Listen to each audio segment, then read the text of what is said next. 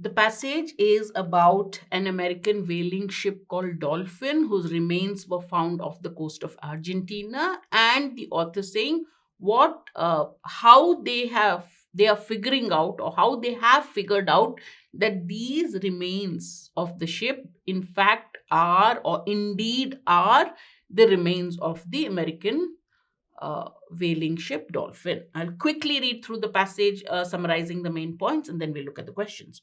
In October 1858, an American whaling ship named the Dolphin set sail from Rhode Island and never returned home. Now, archaeologists believe that they've identified the lost ship off a coast of far southern Argentina, according to a new study in the journal Dendrochronologia. Dendrochronologia is the study of the age of a tree based on the annular rings in its bark, or the trunk. It's fascinating that people built this ship in a New England town so long ago, it turned up on the other side of the world, says Mukund Rao, a dendrochronologist. The remains of an unknown. So, how did this whole process come about? The remains of an unknown shipwreck first emerged from the sediment near the coastal town of Puerto Madryn in 2004. So, they found the remains of a ship, okay, in a coastal town. Over the course of the next several years, okay, it took many years, archaeologists excavated the site, found the artifacts that suggested that the vessel might be the Dolphin. So after that, they figured out, and they said, you know what, after several years, archaeological excavations and all, they said this might be that ship which never came back in 1858, the Dolphin. However, they couldn't be sure, and they continued to sift through historical documents in search of clues for the ship's identity. Is there any way, is it any factor that we should be looking for to find out which ship this is, whether it is really the Dolphin or not? In 2019, the researchers had an idea. What if they looked at the tree rings of the vessel's timber, the wood that is used in the ship? What if we look at the tree rings and determine the age and origins of the wood used in the ship? Then from there, they can determine the age and origin of the ship. The scientists used a chainsaw to cut several sections of vessel, which they sent off for analysis. They compared the wreck's timber to a database of 30,000 trees dating back more than 2,000 years. They determined that the vessel's timber, the wood, came from white oak and old growth pine trees. So they figured out that this wood is either from white oak trees or from pine trees. Comparing the wood to samples from specific regions, they also could verify that the pine came from Alabama, Georgia, or northern Florida regions. Um, that sent lots of pine timber to the northern states in the 19th century, and the white oak likely came from Massachusetts. So they determined that the oak must have come from these places that used to anyway send a lot of wood to the northern states, and the pine and the oak came from Massachusetts. But what really convinced, so therefore they said, okay, this is the origin of the wood. But what really convinced the researchers was the fact that the trees had been cut in 1849, which aligns with the Dolphin's construction timeline. Around that time, the Dolphin was being constructed. I was really excited, said a dendrochronologist at Argentina's Laboratory of Dendrochronology. Okay, and he says that the last ring corresponds to 1849, and knowing that the Dolphin was launched in 1850, you say you're really very close. So the trees were cut in 1849, Dolphin was launched in 1850. That really brings it really close to this wood being, this ship being Dolphin. For centuries, large vessels roamed round the world's oceans in search of whales. They hunted the massive marine mammals for their blubber, from which they extracted oil to use for lighting lamps and making soaps, as well as their bones, the bones of the whales, which were handy for making corsets, children's toys, and other household items. Throughout the 20th century, whalers killed an estimated 2.9 million whales, which led to the catastrophic decline of worldwide populations. Despite a global moratorium or a ban on whale hunting, whaling continues in certain countries like Japan, Iceland, and Norway.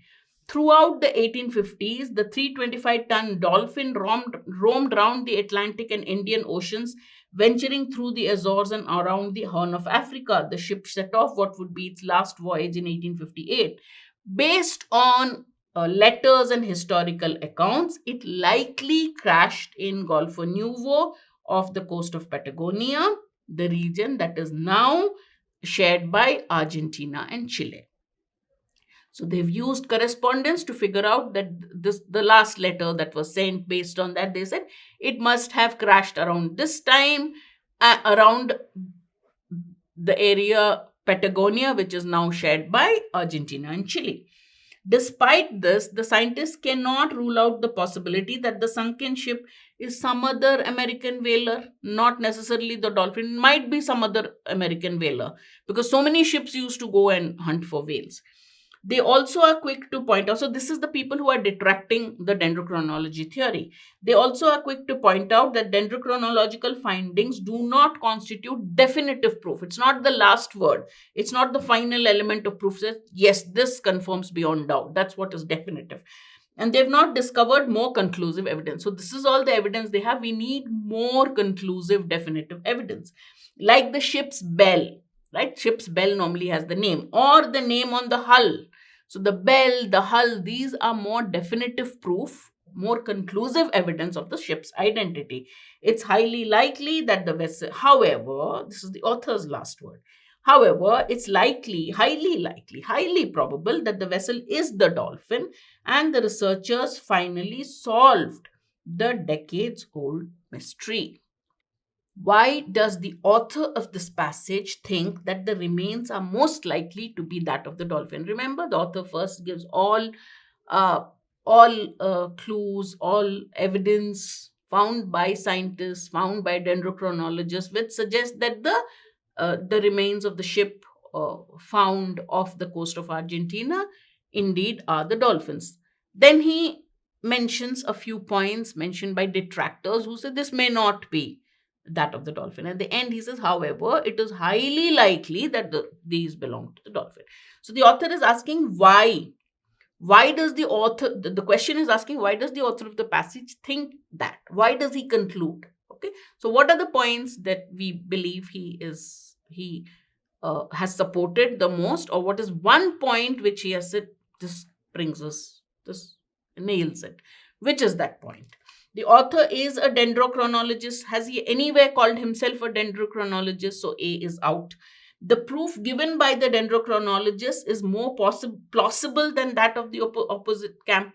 That is more likely because he first he first documents all the proofs given, all the evidence given by dendrochronologists and their reasons, right? And after that, he says, but some scientists say, you know what?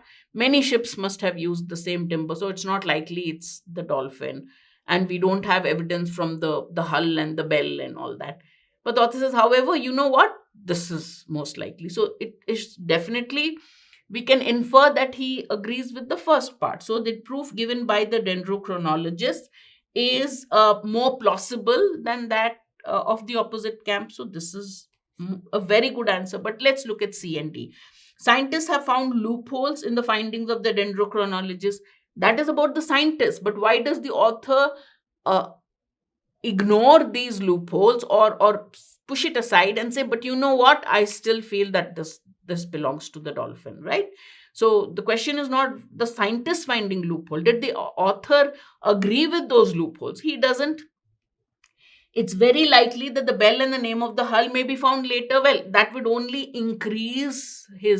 validate his support for the earlier theory of the dendrochronologist. Therefore, answer is B.